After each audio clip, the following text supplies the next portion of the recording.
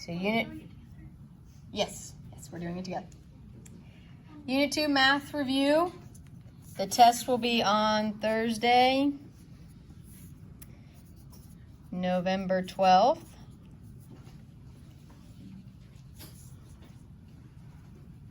All right, so our first section, we are finding on number 1, finding the GCF for these numbers. How do I find the GCF for a set of numbers?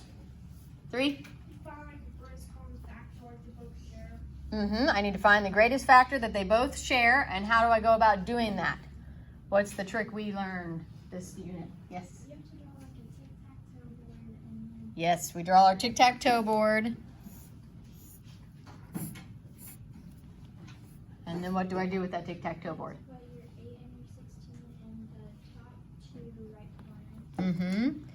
8 and 16. And then what question do I ask with those two numbers? 3? Like something people divide by. Yeah, so what can they be divided by? So I'm going to circle these, and I'm going to draw a line over like this, and I'm going to say, what can they both be divided by?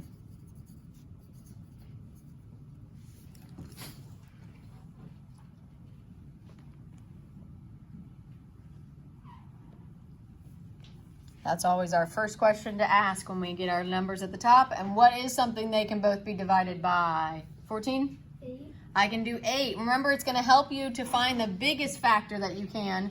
You could have done 2 here. That would have worked also. You could have done 4. But the biggest one that they can both be divided by is 8. That'll make your grid much quicker.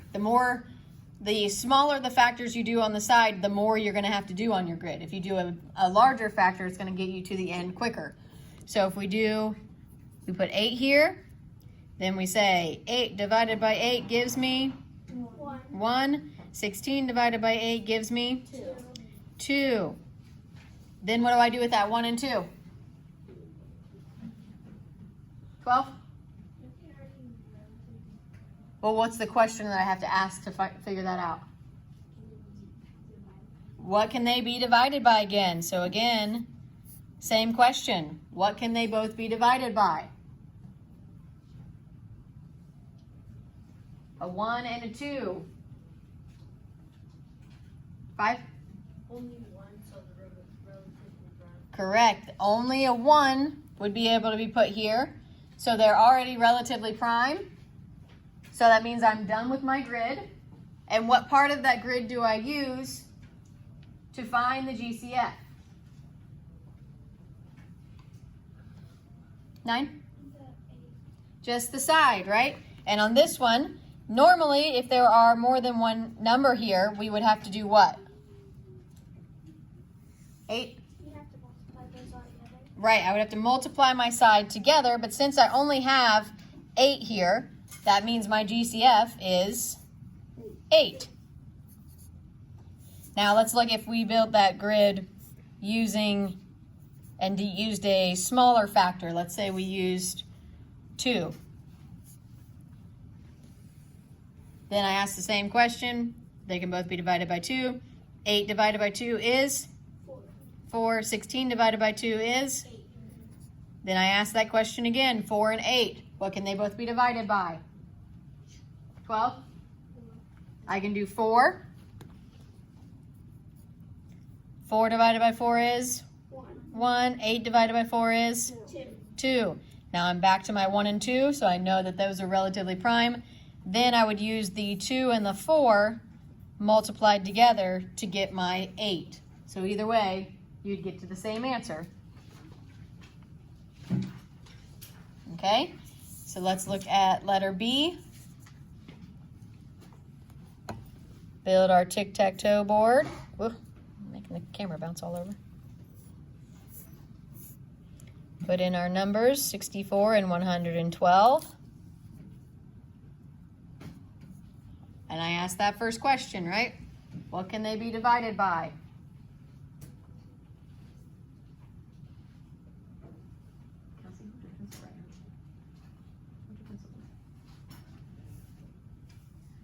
8, what can they be divided by? 8. Okay. Wait, no. 1 divided by 8. No, 1 and 12.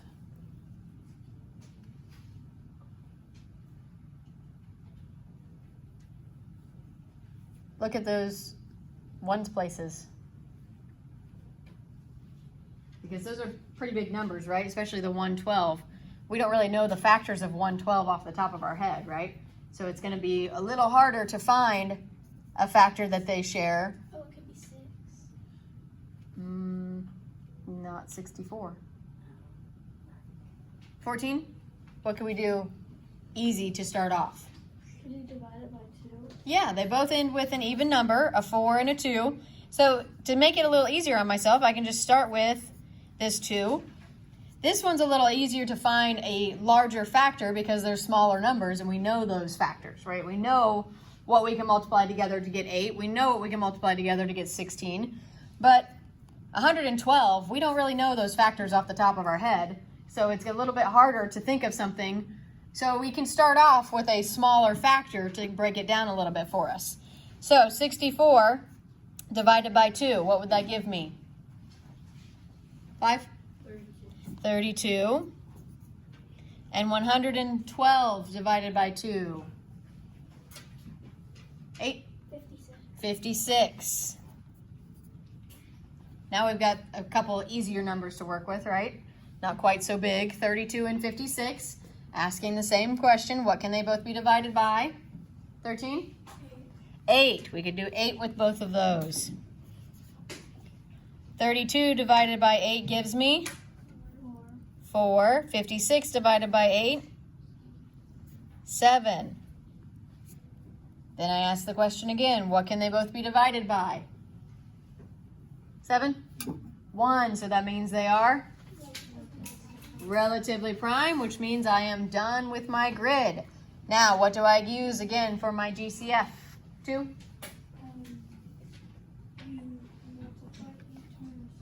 Good, I use those side numbers and I multiply them together. And what do I get when I multiply 8 times 2, everyone? 16. 16. So my GCF is 16.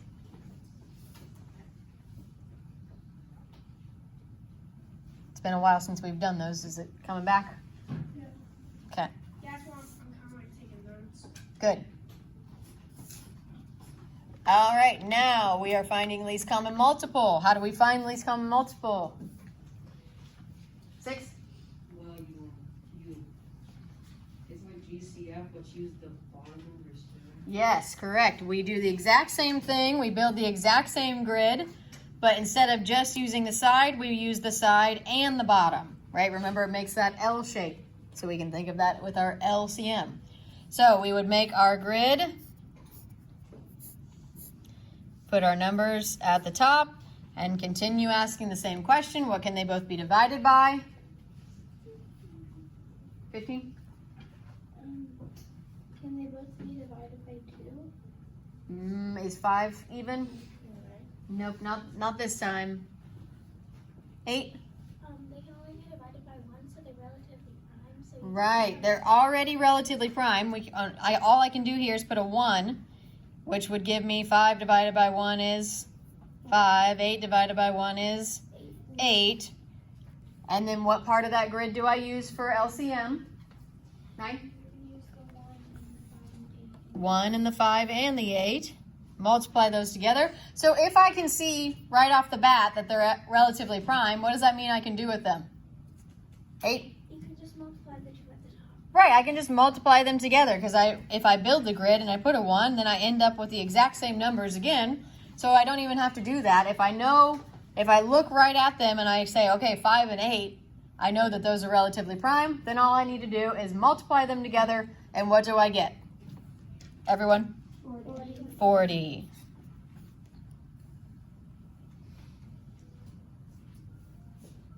Remember you said that it looks like an L. Yes, exactly. It makes the L shape, so you know it's the LCM. And let's build our grid for 10 and 12. Ask the question, what can they be divided by?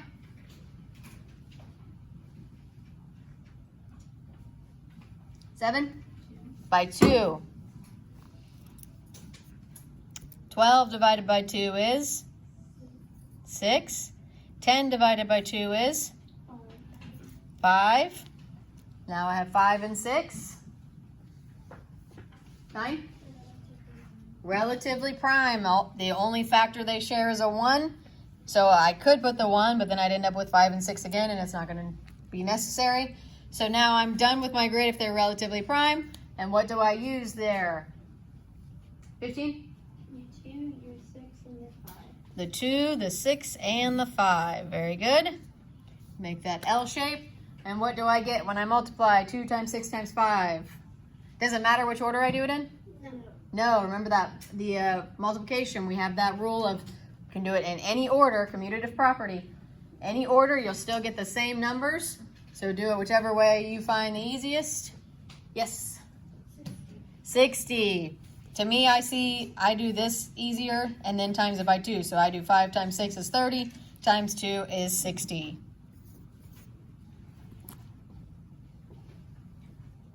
Any way you do it, though, will get you to the same answer. Any questions on the grids? Okay, pretty easy, right? Same exact grid, you're just using different parts depending on what they're asking you for. Like on this GCF, we could find the LCM, right? Because we already finished this grid. We would just multiply this and this if we needed to. All right, moving on to number 3.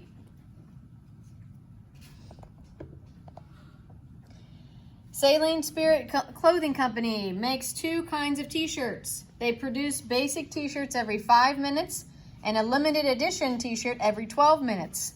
They start at 8 a.m. What time are the basic t-shirt and the limited edition t-shirt first produced together? So what are we thinking of here? If we're saying, we just did this on a math box yesterday. If we're saying this happens every blank minutes, this happens every blank minutes, when are they going to happen together? What are we thinking of there? 13?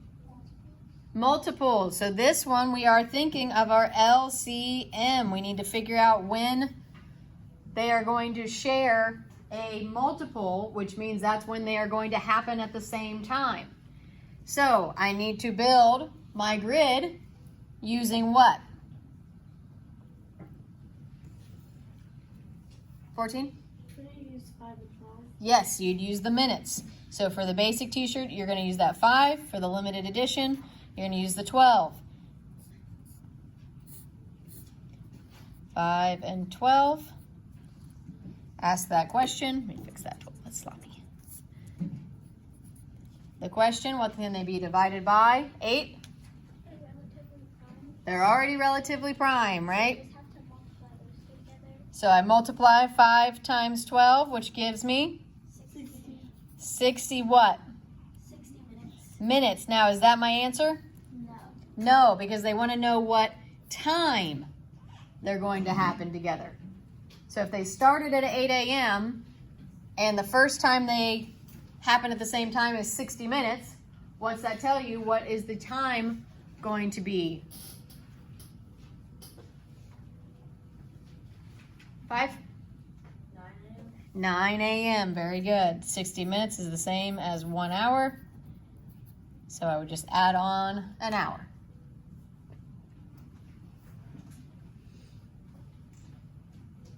So anytime you see that they're showing 2 things and they're saying this one's happening every blank, this one's happening every blank, then you should automatically be thinking least common multiple, multiples.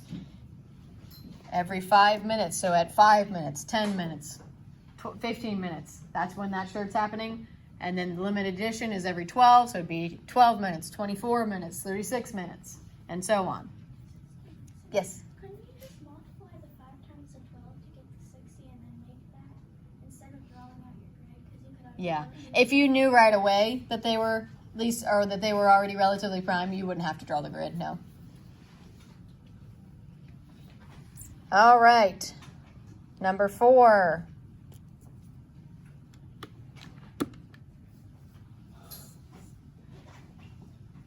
Okay, Jane's family divided their garden so that 3/4 of the garden will have vegetables. Jane and her sister will plant 3/4 of the vegetable portion of the garden.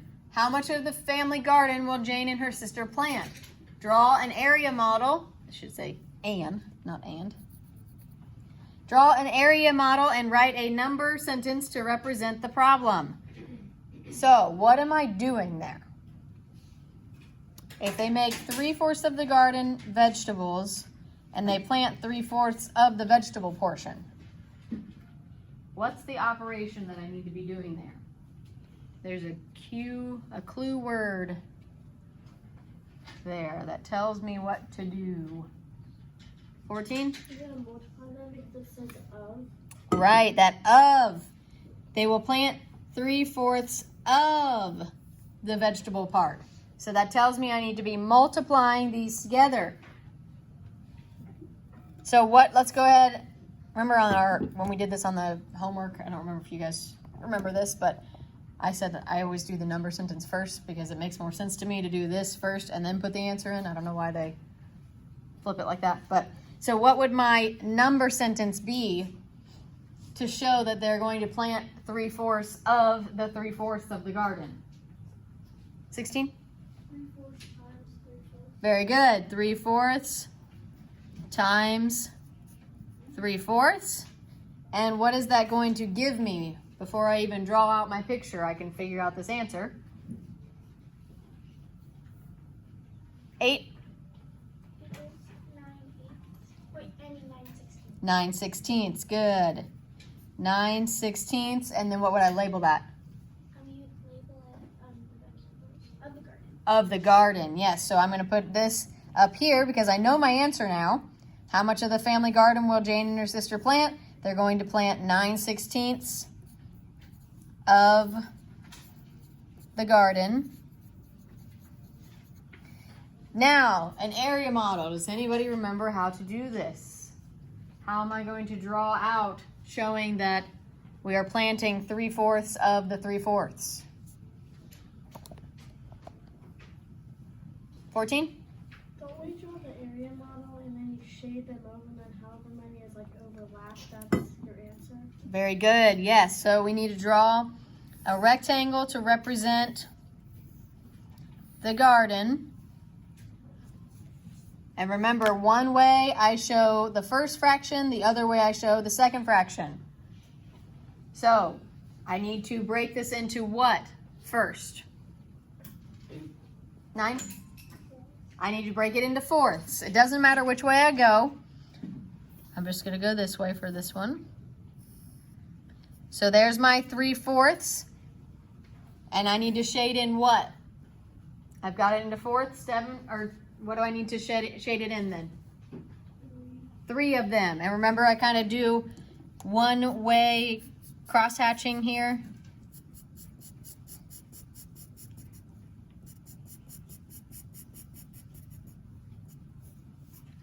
So there is the part of the garden that they are going to plant as vegetables. And now we need to take 3/4 of this 3/4 for Jane and her sister to plant. So now how do I represent the other fraction? This time they both happen to be in fourths. 13? You divide the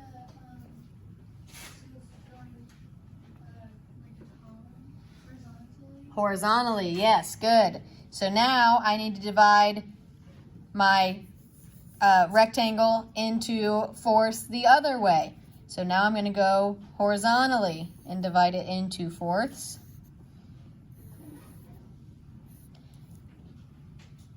So now this is 1/4, this is 1/4, 1/4, and 1/4.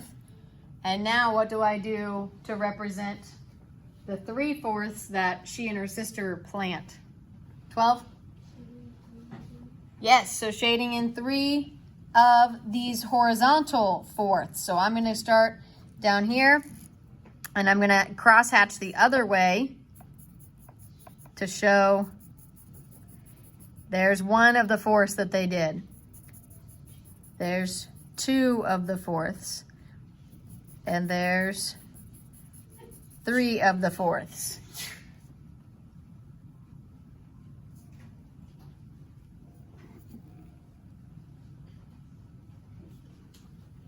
Now, what part of my area model do I use to show what they did? Do I use all of the shading or just certain parts of it? 13? You're using the part where you overlap. Yes, so the part where both shading types have happened. So going this way and going this way. So I kind of highlight that area.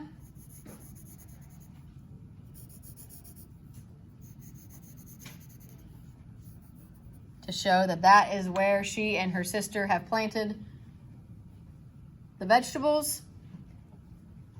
And if I look at that, how do I make that into a fraction of what they planted versus what they didn't plant? Or what, not what they didn't plant, but what they started with. 8?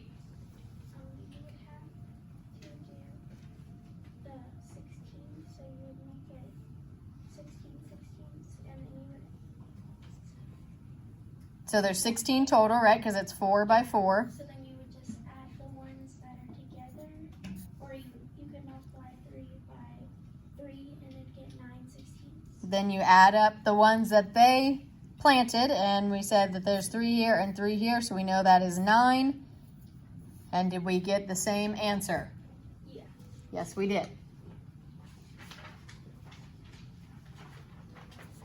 Okay, it's been a while since we've done that. Is it coming back now that we've done that together? If it's not, you can always go back and check the videos again that are on Canvas.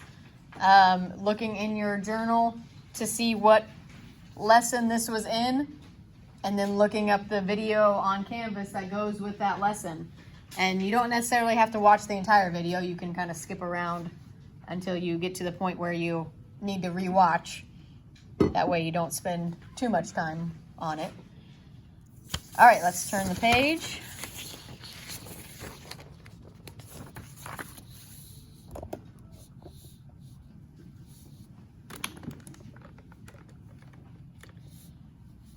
And it says Ambrose is making 4 costumes for the school play.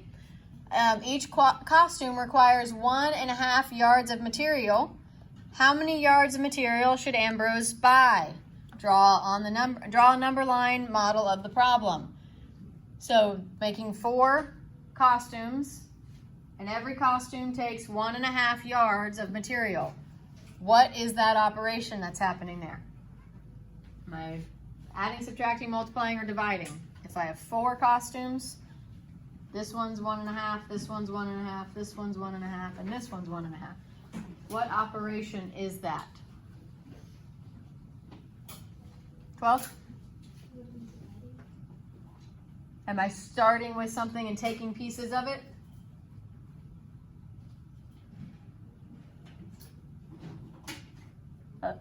Multiplying. Yes, we are multiplying. Each of those 4 costumes needs 1.5. So what am I multiplying together there? What would be my number sentence?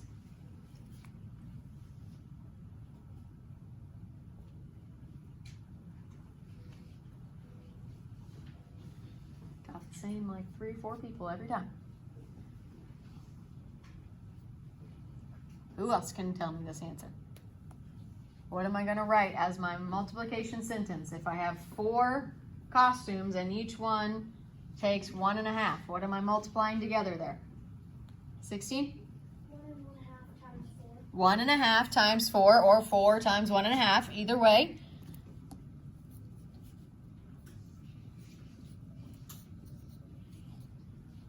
Four times 1.5. Now, how would I show that on my number line here? The number sign stays at the bottom of the answer. Oh, yeah. See, again, I don't understand why they do it like that.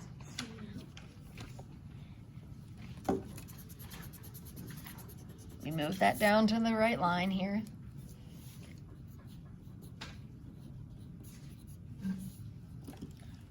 How do I represent on this number line that I need 1.5 yards for every costume, and there are 4 costumes? 13? I split it in half. Mm-hmm.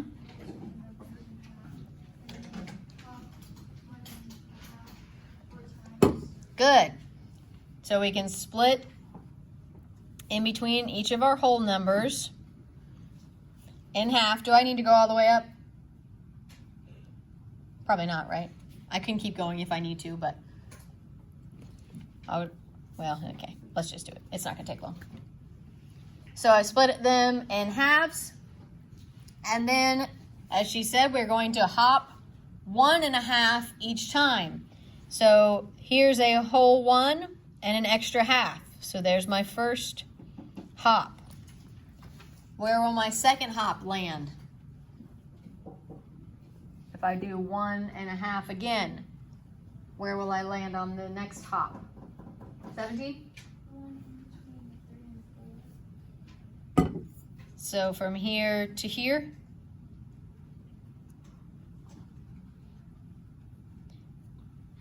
How many halves do I need to equal up to 1.5? How many of these little half pieces should I have to make 1.5? 8? 3 of them. So thinking of if we make this into our improper fraction, we would end up with 3/2. So 3 halves is the same as 1.5. So if we look here, we did 1, 2, 3 halves. So 1, 2, 3 would be our next 1.5. And then 1, 2, 3, our next 1.5. 1, 2, 3, and our next 1.5. And I only need to do it how many times? 4 times, because there are 4 costumes. So I've jumped 4 times, and each jump was 1.5. So what does that tell me? How many yards of fabric do I need? Based on what I just did on that number line, how many yards of fabric am I going to need? 3? 6 yards.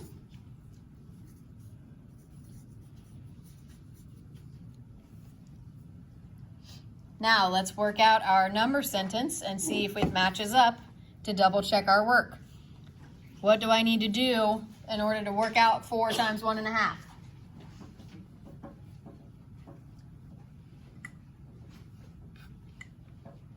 10, what do I have to do to the 4? It's a whole number, I do what with it?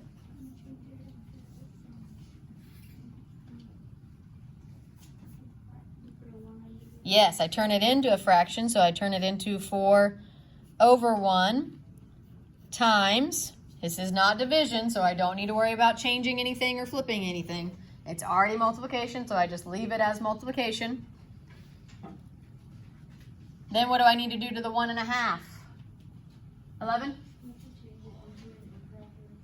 Yes, change 1.5 into an improper fraction. What do I get when I do that? 9?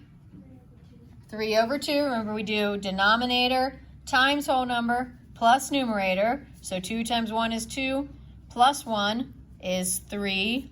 And then we keep our original denominator. Now, are these big multiplications that I should try to simplify? No, these are easy ones, right? So I don't need to worry about simplifying anything yet. 4 times 3 is? 12. 1 times 2? 1, 2. 2. What do I think of the fraction as? 9? Division. So 12 divided by 2, everyone? 6. Did we get the same answer? Yes. Yes, we did. So we know that we are correct.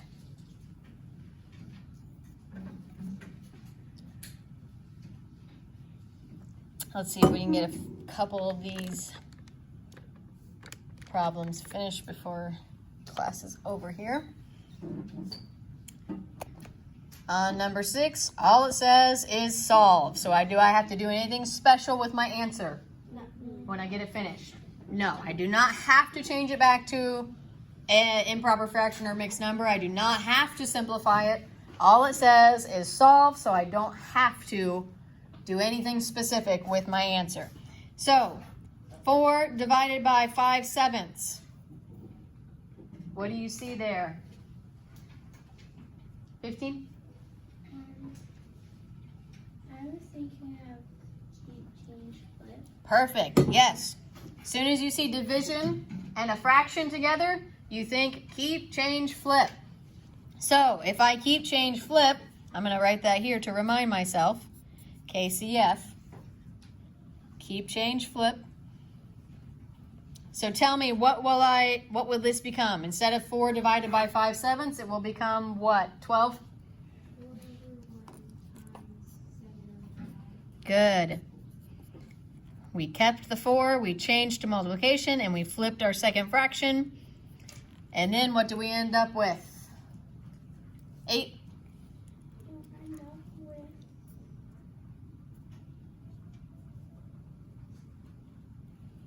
28 fifths. 28 fifths.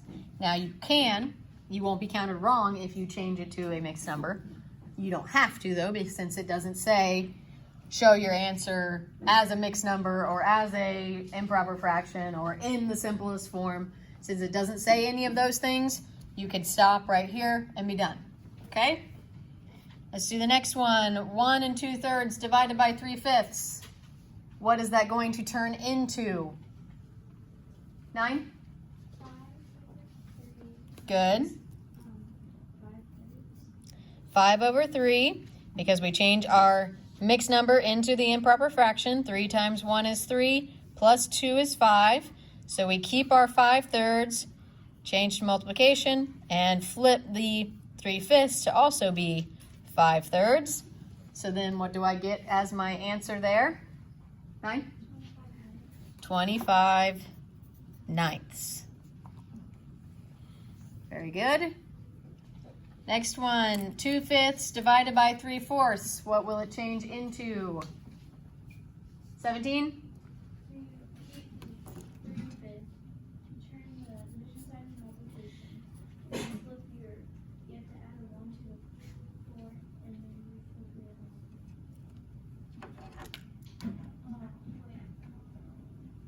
Oh, yeah. You keep your 2 fifths. Mm-hmm. Then you add the multiplication side, and then flip your 3 and 4. Mm-hmm. So then it's 4/3. And then what do you get as your answer? 8/15. Very good. And our last one there, 3/5 divided by 4. 15, what do I do? You keep your 3 fifths, Mm-hmm. and you change your division sign to a multiplication sign, Good. and you put a 1 under your 4, and you flip that to 1/4, Very good. and that equals 3 and 3 over 20. Good. Nice job remembering to, every time you have a whole number, you have to remember to put it over 1 to turn it into a fraction. Nice job. Okay, that's as far as we'll get today, so we will finish up the unit review tomorrow and then test on Thursday.